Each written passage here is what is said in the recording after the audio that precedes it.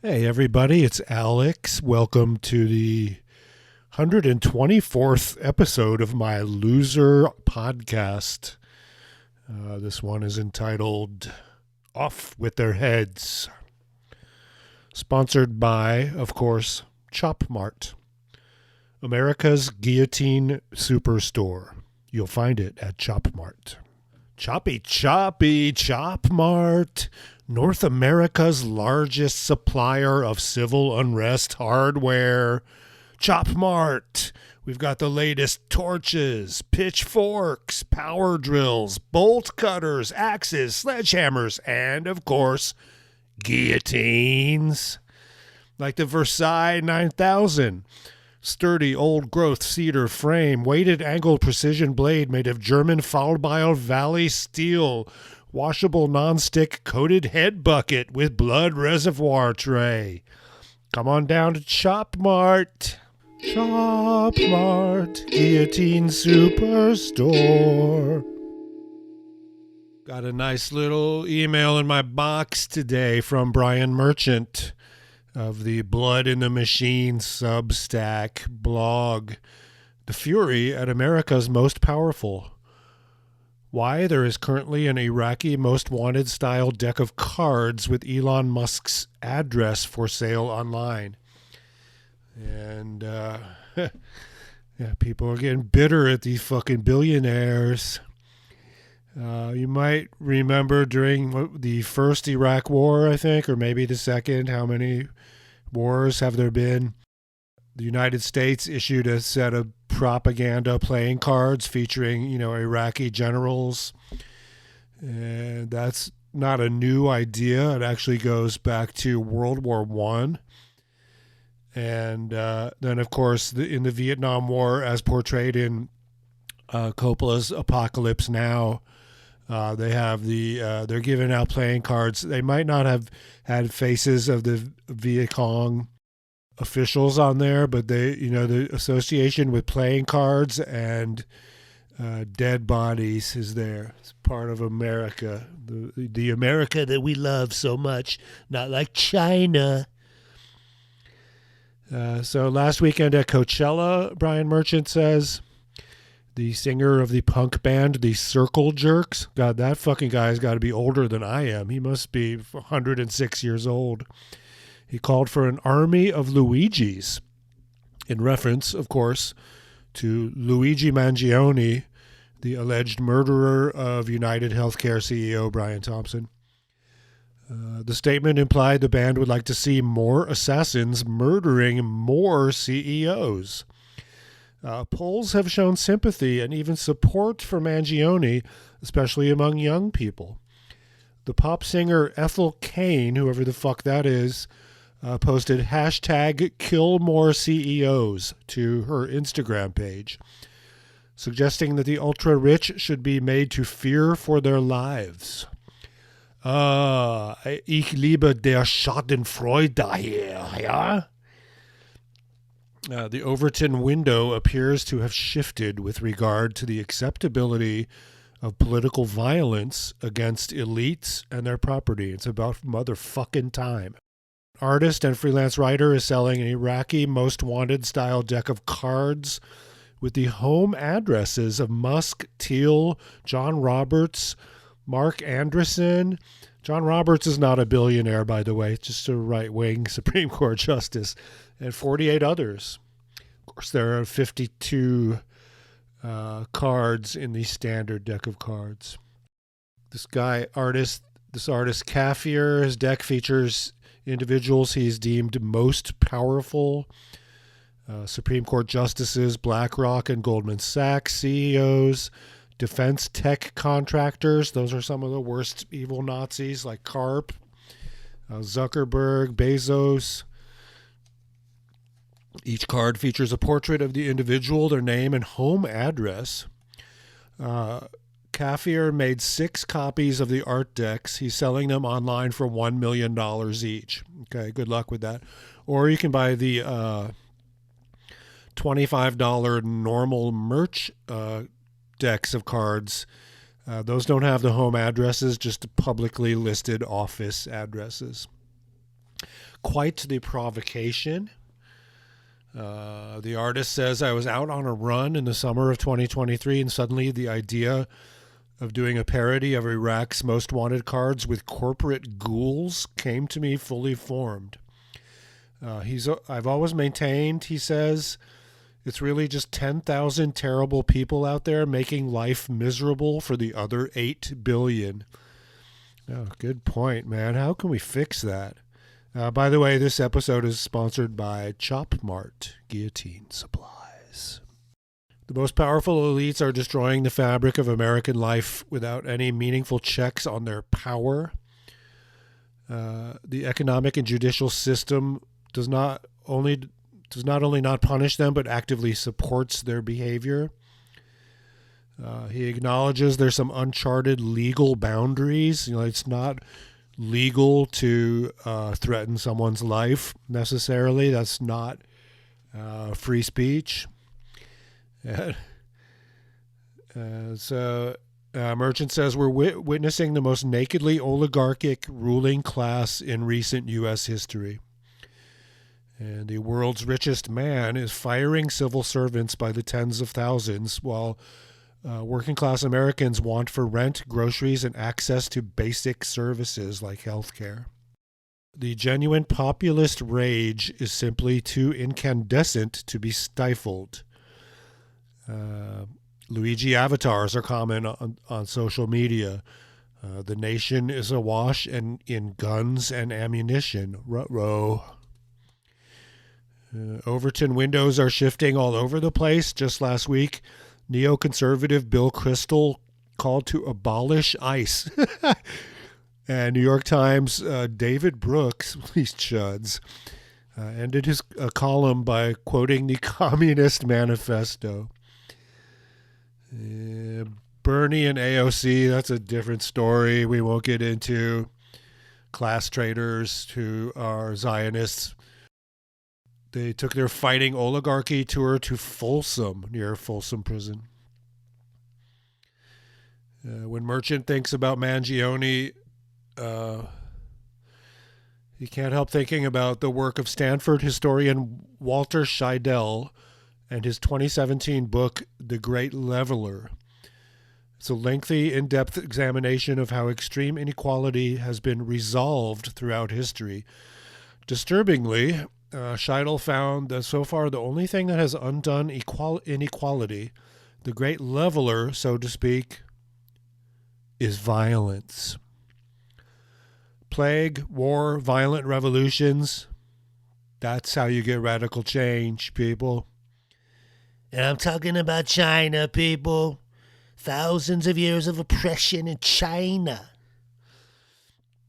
It is almost universally true, Scheidel writes, that violence has been necessary to ensure the redistribution of wealth at any point in time.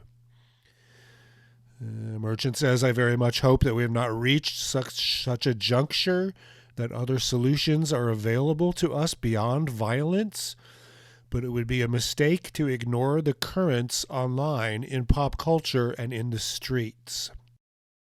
One explicit goal of reducing inequality in the past has been, if nothing else, to reduce the likelihood of pitchfork-wielding mobs. There is such seething anger at America's most powerful. Our nation is a tinderbox. What if it has come to this? And what if, every third person had a powerful AR-15 automatic rifle and a bunch of ammunition sitting around? And now a word from our sponsor. Come on down to Mart. New in the shop, we got the Ridgeway Gibbet, tallest model guillotine, 20 meters tall. Diamond-lined South African Kopfs machine blade.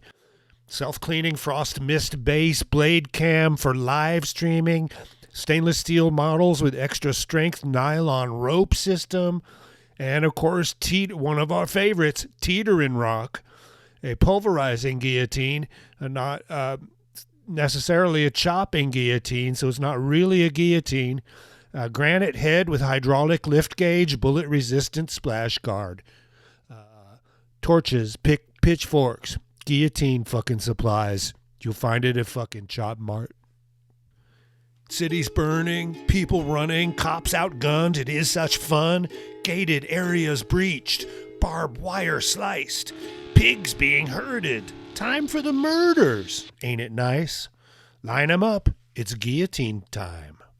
Chop Mart, America's guillotine superstore.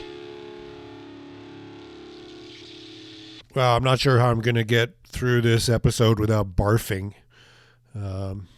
Forbes magazine has been scanning the globe for billionaires since 1987. We found 140 of them that first year. 2 decades later, the number swelled beyond 1,000. There were 2,000 billionaires in 2017.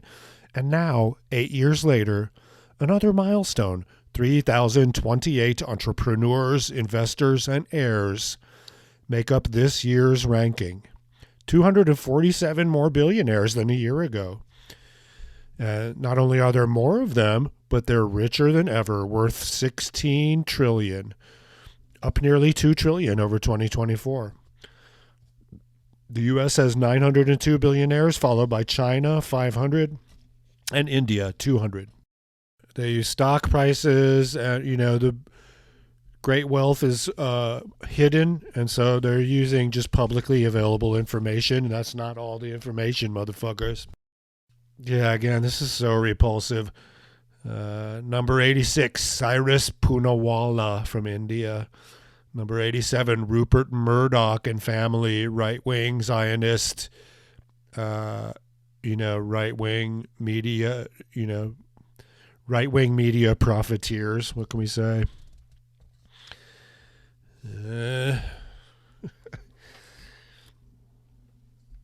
Wang Chanfu's worth $26 billion. He's number 76. Vladimir Potanin? What? Eric Schmidt, CEO of Google. That was the grown-up that they brought in to manage the company. Once the two fucking retards had created it and wanted to get to the next level. So, and again, it's just not rocket science, but if you have $1 billion, that is $1,000 million. At that point, there should be a 99.9% tax on any additional income or assets. I mean, that's... Okay, here's one that's not completely evil. Mackenzie Scott had sex with Jeff Bezos. She's worth $28 billion. Again, I have a theory that that whole divorce and everything was a way to diversify the Bezos family and avoid the guillotine, because it's like, okay, well, Jeff is not going to be the first trillionaire, so less focus on him. I don't know who any of these motherfuckers are. Abigail Johnson, okay, inherited wealth from the drug company. Miriam Adelson and family, okay. Luckily, Sheldon, the old bastard, died, left everything to Miriam and family. She's 79, that's good, so hopefully she will fucking die soon of natural causes, of course. This is the biggest Zionist imaginable, and their fortune comes from gambling and casinos, which is sort of gross. Melinda French Gates, $30 billion.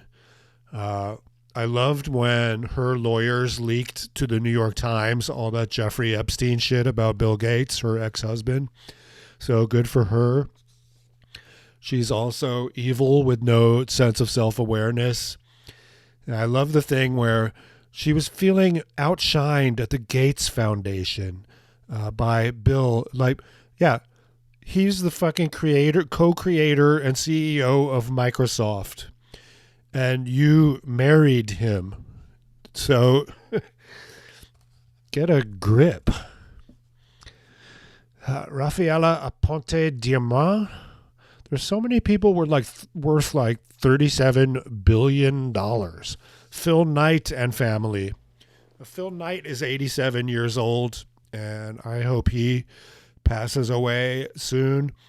His fortune is derived, of course, from Nike, which is a scheme to have slave laborers create tennis shoes that you then sell for $100.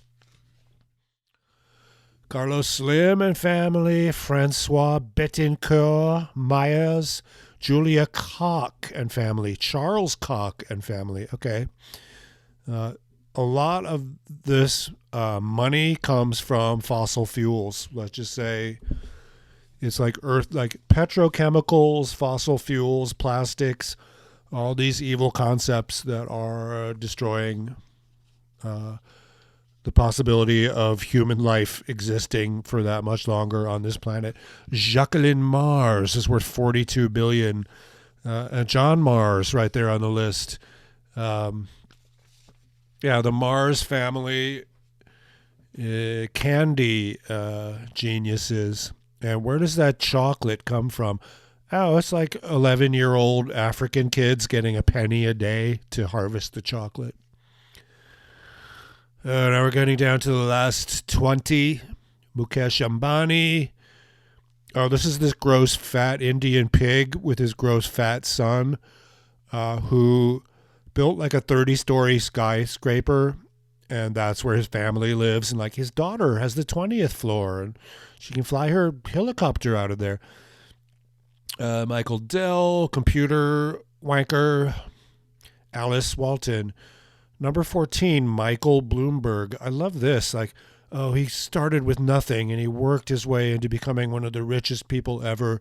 What did he do? Wall Street. Well, is Wall Street an evil concept? Yes, fuck them all. Line them up. And so what was his specific innovation? A vastly overused word. He figured out how to put a computer on a desk with some proprietary financial information. The Bloomberg terminal. Yeah, it's a fucking computer terminal on a desk, and you hired some reporters.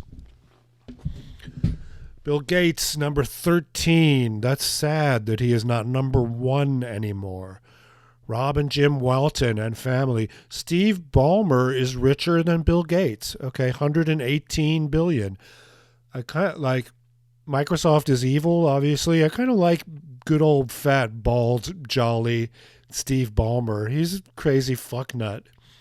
And, just imagine if these assholes stopped at their first few $1 billion, and that, God, I've said this so many times on this podcast, and then made Microsoft products open source.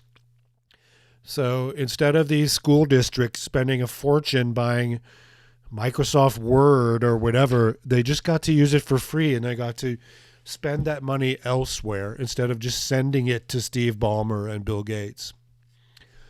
Sergey Brin and Larry Page, number 7 and number 8. Warren Buffett, the Oracle of Omaha. What a piece of shit this guy is.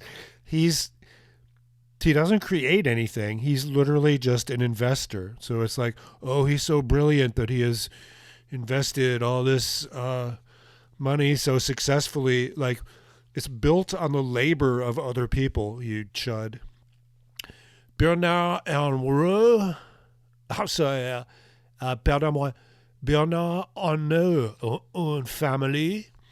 This is the luxury goods billionaire, number 5 right now. That was great on TikTok during this tariff mess.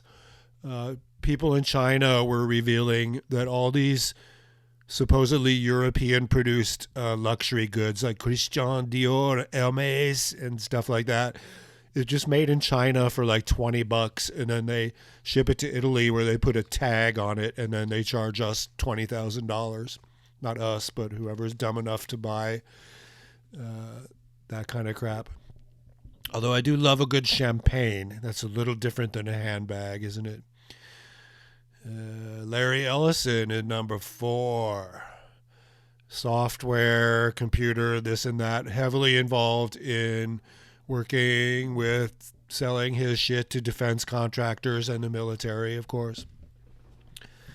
Jeff Bezos, number 3 right now, 215 billion. He'd be number 1 if it wasn't for that messy divorce. And love seeing the shade. His girlfriend or fiance, future wife, we might do a whole episode about their upcoming wedding, if I can stomach that. Went into space. It was like an all-female empowerment journey to space in his dick rocket. And boy, did they get pushback on TikTok. Especially the journalists were interviewing them after they came down were like, congratulations, you're an astronaut now. People love that. Like, astronaut. Zuckerberg, evil ghoul. Number 2 richest person in the world. The focus is on you, Mark. What are you going to do? And then, of course, universally hated asshole. There's a guy on my street that has a Tesla with a bumper sticker that says, I bought this car before I realized Elon was crazy. And I'm like, great way to advertise your complete ignorance. Like, I've been following this whole internet thing since the beginning, literally, since punch cards were, common in computer rooms. And Elon Musk has been on my radar since his days at PayPal. He's always been an insufferable, ignorant, ghoulish, monstrous, fucking piece of shit. Chop Mart. Earth burns while billionaires earn. We're living in tents. Fuck the government. Society's deranged. Time for radical change. Sharpen the blades. We're going to Hades. It's guillotine time. Get in line. Chop Mart. America's Guillotine Superstore. Billionaire boy, the slice is calling. From guillotine and down, it will slide. Your head is gone and all the blood is falling. You must go and then I must abide. Oh, billionaire boy, I want to feel your pain. And your blood, it all comes down like rain. When you are gone, the world will start healing. And joy is what we will be feeling. Cake and not bread? Off with their heads. Chop Mart, America's Guillotine Superstore. Thanks for sponsoring. This has been Alex. And we'll see you fucking next time. Fuck off and fuck the billionaires. Send them to hell. Goodbye.